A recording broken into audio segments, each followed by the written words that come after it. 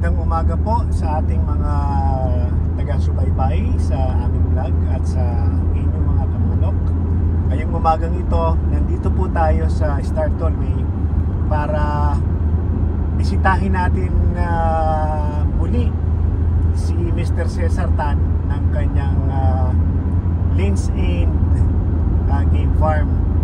Dahil alam po ninyo, siya po ay nag-champion ngayon sa digmaan. So double champion siya.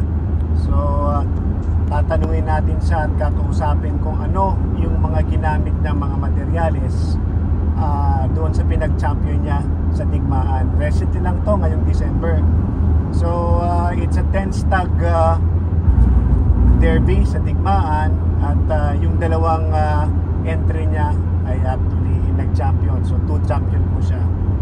So and then recently, last October, nung kausap ko siya, meron siyang mga dumating na mga bagong mga materyales na galing sa Amerika at tatanungin natin siya kung ano yung mga materyales na mga bago niyang na-acquired straight coming from United States. So samahan nyo kami para at least bisitahin natin at makausap na rin natin si Boss Cesar Tan at makumusta na rin yung kanyang mga breeding ngayon. So to my understanding, medyo marami siyang na-produce na mga stag today. So yan, samahan nyo kami.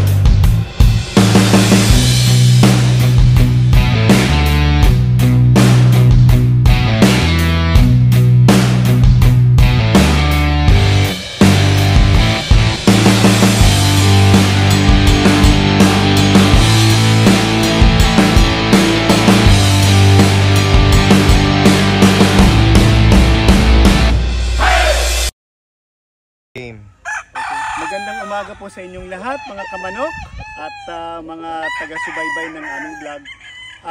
Bubalik po kami dito sa farm ni Boss Cesar Tan.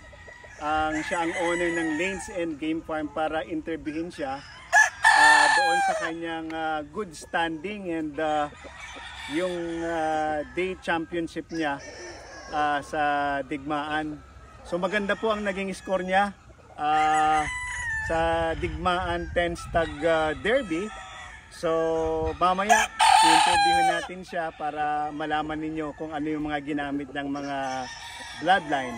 And at the same time, tatanungin natin siya kung ano yung mga bagong set na mga materyales ang nakuha niya from state. So yeah, later on, iikutin namin itong kanyang farm at ipapakita namin sa inyo yung mga bagong mga stags niya na magaganda. So samahan nyo kami habang iniikot namin yung farm niya at i-interview natin siya. Okay. Alright. Ngayon, habang naglalakad po kami, interviewin po natin si Boss Cesar para malaman natin kung ano yung mga bagong sets na mga broadcast na dumating sa kanyang farm dito. So, etong makikita niyo kasama natin si Boss Cesar. Boss, anong bloodline nito na napakagandang actually materialis na ito? Galing po Texas yan. Ano siya? Pure Kelso. Cecil Davis Kelso. It's a Cecil Davis Kelso. Napakaganda po. Direkta yan sa United States. No? Kaninong, what do you call this one? Kaninong breeder doon sa Texas? Nakuha mo to?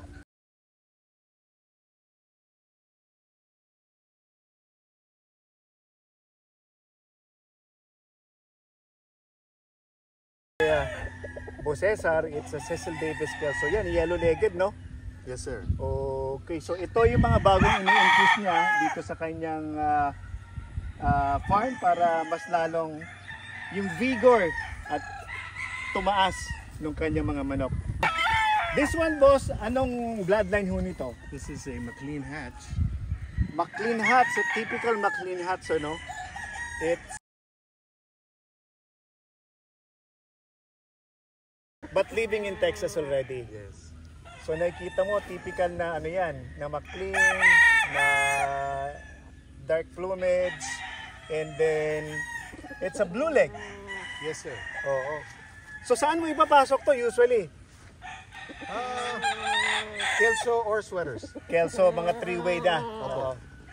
And then, yung isang nakita natin na Cecil Davis Kelso, well, of course, sweater din ang pasok niyan para mas gwapo. Opo. Okay. Sa mga hindi ho nakakaalam, meron po akong nakuha sa pamangkin ko na ang kombinasyon niya is sweater and McLean na dark-legged. Medyo maayos po na lumalabas. Ayan. So meron ka pa dito nakikita ng mga bago. Opo. Na mga... So this is a John Bishop Kelso, no? Yes, sir. But ito, yellow-legged siya. Yung Kibosani Lagon is usually mga white-legged, but this one is yellow-legged. Sa akin parang mas gusto ko tong yellow-legged eh, gwapong-gwapo. Oh. Ayan, and it's a high station. Yan.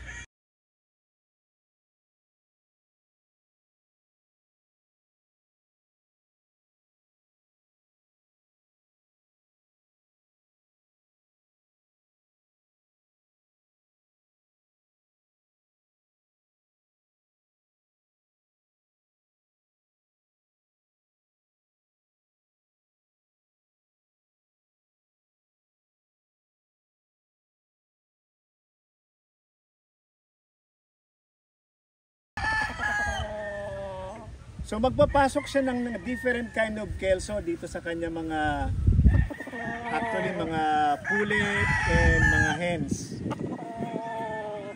Kaya, Actually, I fight them pure. They fight just as well pure versus the crosses, no? Oo. I've won a lot of fights fighting pures. Mga pures din ang nilalaban mo to. I would cross them to the guy there, Oo. Kelso, Larry Romero, Paul Kelso. Yes. Larry Romero Kelso over Donnie Haley Kelso. Donnie Haley Kelso. So, Cecil Davis. No, this is a Cardinal. Cardinal, I'm sorry. To Cecil. Okay. No, Wallet Kelso. I'm sorry, Wallet Kelso. Okay. So, different kind of Kelso na pinag-iisa mo. It's a straight bred Kelso. Yes. So, hindi nalaban mo mga pure Kelso talaga. Yes. Okay naman Eh, sila. and yet they're winning, you know? Yes. Kumpara doon sa mga battle crosses. Yes. Yeah. So, ayan, nadinig po ninyo. Pwede kayong maglaban ng mga straight Kelso. Pero, coming from different breed na pag halo-haloin nyo na lang. Ayan. Rodney Dial Roundhead. Ito roundhead naman to. Rodney Dial roundhead. Napakaganda. Direct from Rodney mismo. Yes. Nasaan ang location ni Rodney? Si States? Rodney is in Kentucky. Kentucky. So ayan mo. Napakaganda. It's a Lacy Roundhead. lacy na white leg. White leg na lacy roundhead. Ayan. So, pang sweater din. Opo. Oo. Wala ka mga Boston, ano? Wala po. May mga inahin ako pero wala akong lalaki. Wala kang lalaki. So, binibreed mo rin yun over Or sweaters? sweaters or Kelso. Or Kelso. Alright. Yes. Para siyang nagmumukhang spangled sweater. Opo. This is an old line, old time, authentic sweater blood. Ang Yan ganda mga niya, no? original na sweater. Oo, nag-spangled siya, no? Oo. Pero ang lumalabas dyan, pula, walang spangle. Madalang ang spangle. Madalang. Parang it's like a throwback. Pero this is the original sweater talaga. Yes. May spangled na ganyan. Opo. Ayan. Rodney Dial sweater. Ayan, gwapo. Gwapong-gwapo. Talagang ito mga bagong pang-infuse ni Boss Cesar dito sa kanya mga materials ng mga babae. Ayan, there you go. So, ang mga nakuha mo, something like 4 or 5 sets coming from the States. I think I have 7 sets. 7 sets pala. 7 sets ang nakuha niya. Okay. So, every now and then talagang nag-i-infuse ka. Opo. Parang yung vigor tumaas ng mga lines mo. So, yung gustong kumuha dito ng trio, available naman ang trio dito ni Boss Cesar. You can always message him doon sa kanyang Facebook page or I can give his number na lang later on. Okay, let's... Itong nakikita natin ngayon is bulik from States din to, no? Opo. So, anong klaseng bulik to, boss? Well, binread yan ng isang Amerikano, ayaw pasabi pangalan. Okay, sige. But during the digmaan, I fought about 17 of them. 17? Yes. Yung during digmaan, no? No, sorry. Ang score ko, I fought 20 heads, no? I won with 12 bullocks. Ayan, pakinggan ho ninyo. Doon sa digmaan po, naglaban siya ng 20 heads. Ang napanalo niya sa bulik na to, lahi nito is, ilan po, boss? 13 nilaban ko, 12 nanalo. 12 ang nanalo sa 13. See? 95%, 98% ang winning line. Opo. So pwedeng ipasok ito sa sweater. Sweaters or Kelsos. Sweater Kelso. They work very well. Yung mga nagpapanalo mo, pwede bang gawing actually materialis yun? Depende po, depende. Depende sa depende sa cross niya. Sa cross niya. Opo. Pero basically, pwedeng ibalik niya sa sweater. Pwede po. Pero ito, this particular bulik has sweater inside. Yes. I see. Yes. So ayaw ipasabi kung kanino galing. So yan ang secret formula niya. Ayaw nung Amerikano. Ayaw nung Amerikano. Okay. So ito lang makukuha mo dito. Opo. Kibo Cesar. Yan. Kung ito si JM Fantastic, meron siyang medyo bulik na tinatago. Si Boss Cesar, hindi niya tinatago yung bulik niya. Actually. For sharing yung bulik niya. 13 ha? From 13, 12 po yung nanalo sa bulik niya. So pwede kayong pumunta dito and you can ask for bulit na bulik o kaya istag na napulit sa kanya. Ayan. So, ito naman is Donny Haley na sweater. Ayan, napakaganda. Diyos ko. Grabe, gwapong gwapo.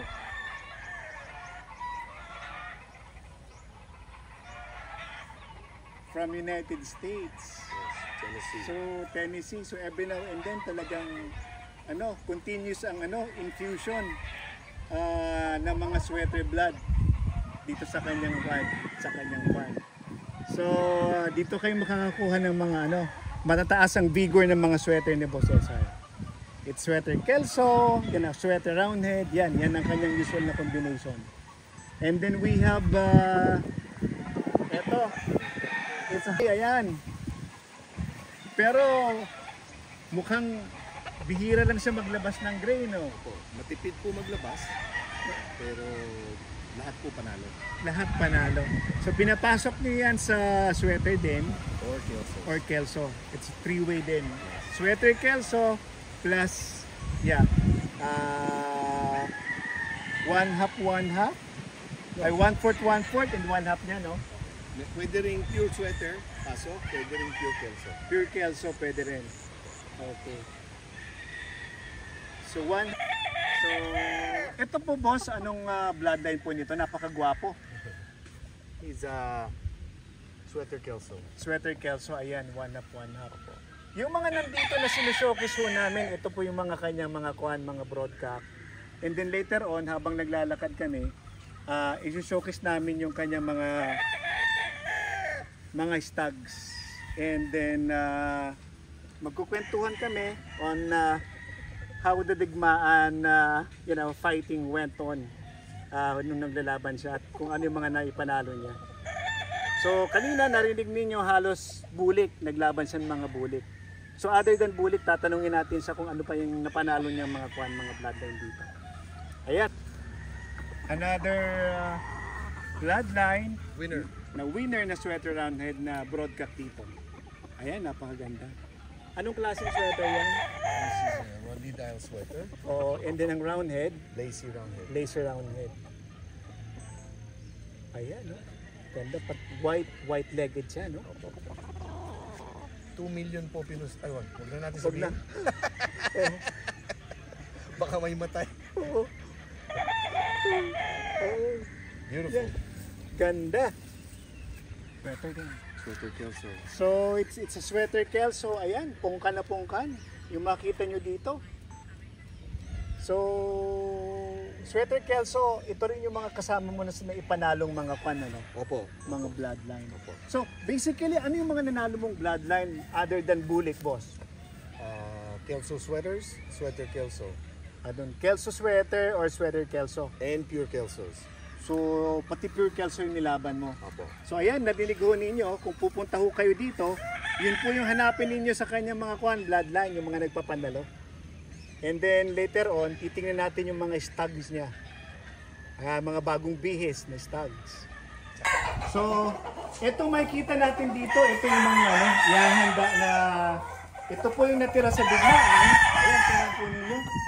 Ito mga sweater po yan. Yan po yung mga stags na ilalaban niya. Saan po sa laban nito? Pasay po. Sa Pasay ang laban po nito. Ito yung mga sweater. Ito anong mga lahi nito? Na mga nandito, na mga sweater. Mga sweater Kelsos, 1/2. Ito yung sinasabi ko sa inyo na nagpapanalo niya. Na sweater Kelso, Kelso sweater. And at the same time, yung bulik po, ayan, yung bulik. Ang bulik nagbabalik po. Talagang ang linyada na talagang nagpapapanalo. Ito yung bulik, kaya kung gusto nyong pumunta sa kanya dito, yan. Pwede kayong magtanong. And nag-champion din po sila sa third leg ng early bird edition. Yan. Stag Fighter Award. October 17, 2023. Ayan, there you go. Later on, i-interviewin natin yung kanyang mga handler. Alright. Kasama po natin dito ngayon yung chief handler ni Boss Cesar at saka yung kanyang assistant. Sa kaliwa ko po ay si Alexis, siya yung chief handler. At dito naman ay si Jeffrey, sila po yung mga naghahanda ng mga manok ni Boss Cesar. Ito mga galing ng Bacolod. So, kumusta yung laban ng mga manok nung naglaban kayo sa digmaan? Medyo mahirap na ito, boss. Pero kahit pa paano, nakaya pa yung unang mga tuloy. Sa gawa ng mga kalaban namin, nakahanda rin. Mabibigat mga kalaban nyo sa digmaan. Natural, oo. Saka dapat porsigido kayo. So, Sipag at syaga. sipag sila. So ano yung usually ginagawa ninyo kumbaga method sa paghahanda ng mga manok? Nag-rotation ba kayo? O anong klaseng sa umaga? Anong klaseng paghahanda ginagawa ninyo? Madaling araw po. Napakaskas, bitaw, tsaka sa hapon, gabi. Importante po sa stag, bitaw, prati po. Bitaw talaga. Masalang po talaga. So sa loob ng isang linggo, pag naghahanda kayo, ilang beses kayo nagbibitaw ng mga isda? 6 days po talaga yun. Araw-araw. 3 times a day po. Pero short na pake lang yun, ano? Minsan dalawang paluan. Dalawang paluan lang. So yun talaga ang pag mga stag. Pag Yun ang sobrahan naman po, boss. Sakit naman sa katawan nila yun. so yan, narinig po ninyo kung paano sila maghanda every day. For 6 days, yeah. Nagbibitaw sila mga 1 or 2 bottles lang. So yun yung mga estilong ginagamit ninyo. So wala na kayong iba, natural conditioning lang kayo, hindi kayo masyadong nagagamot pag mga stag, di ba? May kunting gamot na rin po. Konting gamot lang. Uh, Importante pakain po. Pakain talaga ang pinaka-importante. So yan, narinig po ninyo kung ano yung basic na ginagawa nila. At least makakakuha ko yun ng idea. So, ayun, araw-araw, 1 or 2 bottles lang yung ginagawa nila. Nagpapailaw sa umaga, nagpapalakad, nagpapakaskas. So, gaano katagal nyo nilalagay dyan sa loob ng kwan, ng scratch box? Bago po. Pag umpisa o training, 20 minutes po. Pero pag hindi matagal na mga 1 week, 10 to 15 minutes na. 10 to 15. Araw-araw yan, ano? 3 times a day po yun. 3 times a day ang pakaskas ninyo. Umaga, tanghali, and then gabi. Nag-iilaw ba kayo sa gabi? Opo. Okay. Umaga, gabi, and then palakad. So, mga basic din po yung kanilang mga ginagawa, katulad ng ibang yung magmamanok. Alright. Okay, and then, ikaw naman, anong usually ginagawa mo sa dito sa farm, pagka naghahanda ka? Ganun lang po. Dahil Okay. So dito, sino yung breeder mo ninyo dito? doon po si Kuyari. Okay. So meron din kayong sariling breeder. Sa amin yung conditioning. Kayo conditioning talaga. Tutok lahat kayo po. So, noong naglalaban kayo sa digmaan, ilang lahat na hinahanda ninyo sa isang araw? Bali, 90 plus po. 90. Tapos nung kayo nagsiselection sa 90, yan, nakita ho ninyo kung paano sila nagselection. 90 po ang ginagamit nila nung hinahanda nila. From the 90, ayun, pipiliin nila talaga yung pinaka best of the best doon sa 90. So, ganyan po katigyos ang pandito selection sa Lanes LB. So, maraming salamat sa iyo, Alexis, at saka Jeffrey. Alright. Kita nyo dito, ito po yung mga kak. Yan mga bulik. Ito yung kanyang price list na mga bulik na nagpapapadala sa kanya. Ito po mga kak po ito. Ayan, no? Bulik. Ayan, meron ditong yun, bandirado. Napakaganda. Grabe.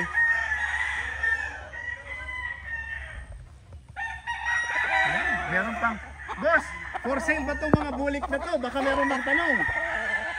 Wag muna po. Wag daw muna.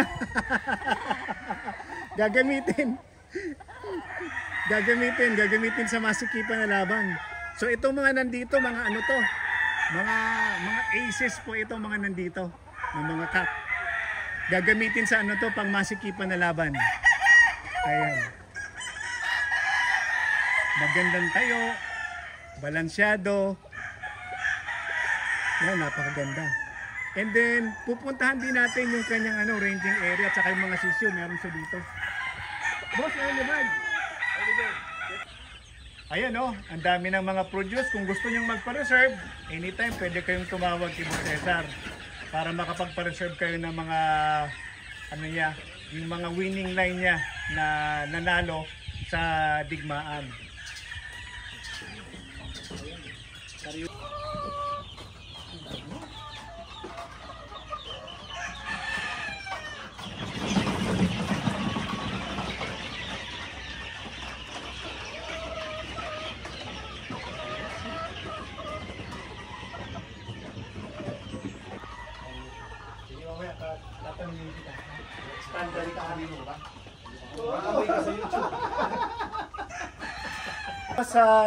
Actually sa breeding area ni Boss Cesar, kasama natin dito si Joel and then si Harry. So tatanungin natin sila kung ano yung mga basic line na ginagamit nyo dito. Harry at saka Joel, ano yung mga ginagamit nyo materialis dito? Sweater kelso. Tapos binabaliktad lang yun, kelso sweater. And then kasama yung bullet. So, ilan na yung mga sa isang linggo, mga ilang araw nyo kumbaga pinapatagal bago ilagay sa incubator yung mga itlog? 5 days. Mga 5 days lang. After 5 days, i-incubator na. O kaya ilalagay sa, hindi na kayo naglalagay sa chiller. Hindi na, kasi malamig yung lugar, no? Malamig yung lugar dito. Boss Cesar, ano yung mga standard mo sa pagpipili ng mga kwan, ng mga babaeng mga pullet? Maganda balikat, Oo. maganda mata, Okay. maganda hipo, Magandang hipo. opo. Saka magandang sipit-sipitan. Sipit-sipitan. Opo. Yung mata, ano yung standard mo? Kailangan bural, malaki, o pula? Mas maganda pag luwa. Luwa, no? Opo. Oo. Ang tawag nila sa Kapampangan nun, bural. Kailangan malaki. Oo. So, yun yung pinaka-standard nila dito. Opo. So, ito yung mga nandito. Anong mga bloodline nito? Halo-halo. Halo-halo na po yan. May mga numbers naman po. Oh, Meron kaming record okay. kung ano sila. Tapos alam na nila kung saan nila ikakasa. Kakasa, oo. So, yan, no? Scientific po dito. Meron silang record dito. Itong 48, 49, alam nila kung saang broadcast nila ipapatsaw yan. O ipapaupo. So, sa isang araw, ilang beses kayo nagpapatsaw sa broadcast? Oo. Sa isang araw po, hindi isang beses lang. Ating isang beses lang. O ang isang broadcast, so ilang broadcast. ilang babae ang katapat ng sa isang araw? Yung 2, 3. Tatlo lang. Tapos Sa susunod naman, naman yung ano nilang yung kasama niya na ano na babae. babae. Yun naman. Siya naman ang Siya naman. So hindi nyo binubugbog masyado. Oo. So 3 beses lang talaga. Oo.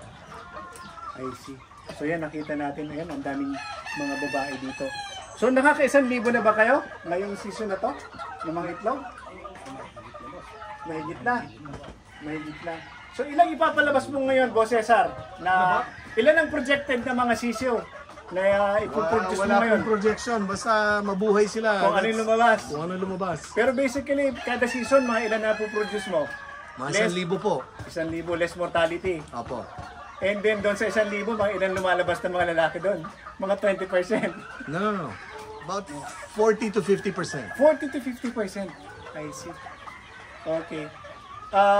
Nung nasa pharmaceutical company ako, sabi ng isang veterinaryo doon, usually kung gusto mong tumaas daw yung rate ng lalaki, depende sa magpapailaw tuwing gabi. Opo. Oo. Naka-on naman, nakabukas naman tong ilaw sa gabi hanggang mga 9 o'clock. 9 o'clock, oo. Actually, meron siyang sinabi sa akin, I just forgot kung anong oras. Oo. Hindi ko alam kung merong scientific basis yan, pero Wala po. Yun din ang payo sa akin ng mga Amerikano. Amerikano, no? Just leave the lights on. Leave the lights on. Yes. Oo. Oo. Actually, maraming beses ko nang narinig yan, pero hopefully, sana hindi imit, talagang totoo. Totoo po yun sa amin dito. Sa bagay, 40%, lumalabas 40%. 40 to 50%. 40, biruin mo, 40 to 50. And the rest, puro mga So meron kang available ng mga pulit na for trios kung meron pupunta dito. Meron po, meron po. Ayun, meron. So yan, pwede kayong magtanong kay Boss Cesar kung gusto ninyo mga trios, kung gusto ninyo mga stag. Later on, may ipapakita namin sa inyo yung mga stags na available niya. Napakarami. So yan, mamimili ko kayo. Titingnan natin yung brooder niya dito. Joel, Ano po yan? Yung mga McLean sweaters. McLean sweater na nandyan. McLean Kelsos. Ayun.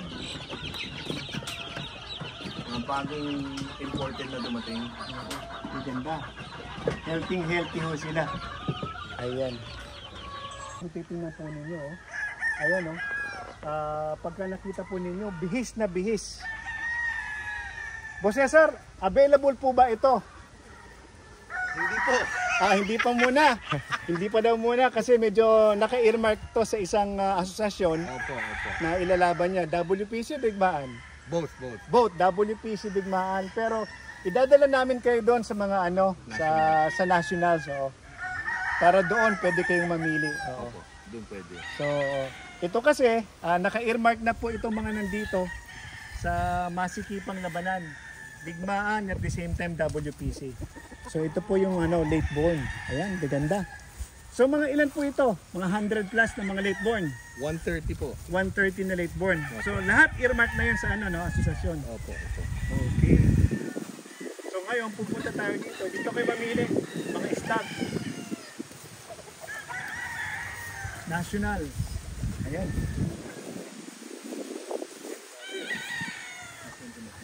McLean. And then Sweater Kelso. Buwan. Yung gustong kumuha ng mga bloodline at mag-breed, Sweater Kelso po ang kunin nyo dito. Or Bulik. Bahala na kayo mag-usap ni Boss Cesar. And this one, ayan, McLean. Oo. Mahilig ako sa mga Picom. Ito, ang ganda, grabe. Pang sweater talaga. Straight McLean, no, boss? Straight McLean. And it's another McLean.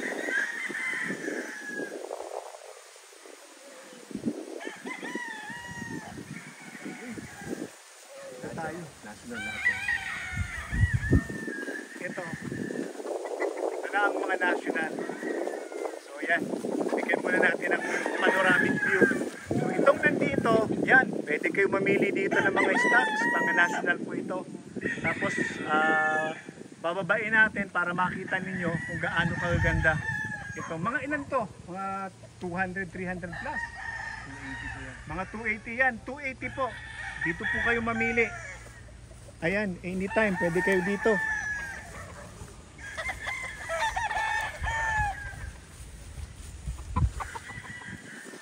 Ito, tingnan nyo.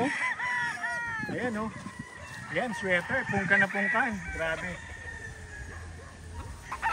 Ayan, Pakita mo isa sa kanila. And this one, Sweater Kelso din.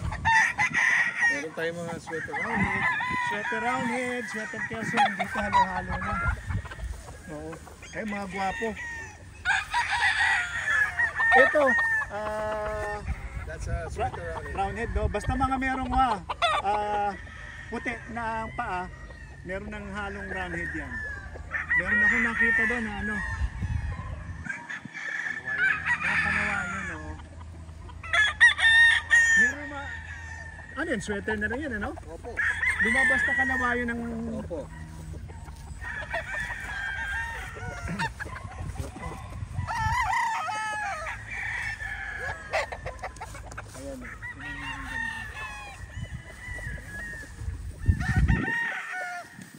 Ayan, Ayan, may halong roundhead na yan kasi nag-white leg siya.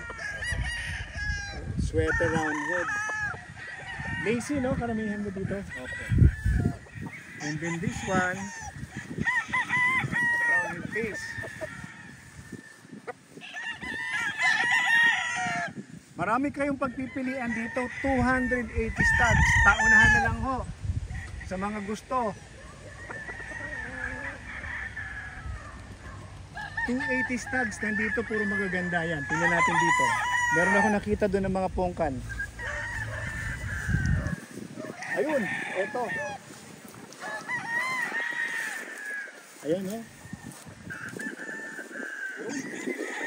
Balderado. Ayan. Ito sweater Kelso. Yes, sir. Ayan. Yan mga maganda ideal, mga 1.8, 1.9, mga medium lang. So, well, katulad ng nasabi ko, ang sabong po ay hindi basketball, na patangkaran ng labanan. Usually nilalaban po mga medium to high lang. Lalo na pagka stags. Hindi ka po pwedeng maglaban sa stags na mga matataas yung mahaba yung paa. Usually mga medium lang kasi yun ang nagpapapanalo. Ayan, there you go. So ayan. Boss, as usual, pwede namin makuha yung number mo para at least alam nila kung saan sila tatawag pag magtatanong. There you go, boss. Pwede nila tawagan sa 0917-510-8807. Meron din akong messenger under my name, Cesar Tan, Lanes and Game Farm. Maraming salamat po. Alright, thank you, Boss Cesar. Ayan, nakita ho ninyo at naibigay na ho sa inyo ni Boss Cesar yung kanyang actually contact number sa Facebook, Lanes and Game Farm, Cesar Tan. Okay, I would like to take this opportunity, of course, to thank Boss Cesar for giving us again the opportunity to visit his game farm and showcase his new produce and then the new sets of actually materials that he was able to acquire sa states. And then congratulations din doon sa kanyang magandang performance sa digmaan. And I'm hoping for more wins and successful breeding to come. So sa lahat po na nagsusubaybay, Boss Cesar, maraming salamat. Thank you rin po sa pagpasyal. And then don't forget to subscribe and then like our videos. Maraming salamat sa inyo mga kamanok. Sa susunod po.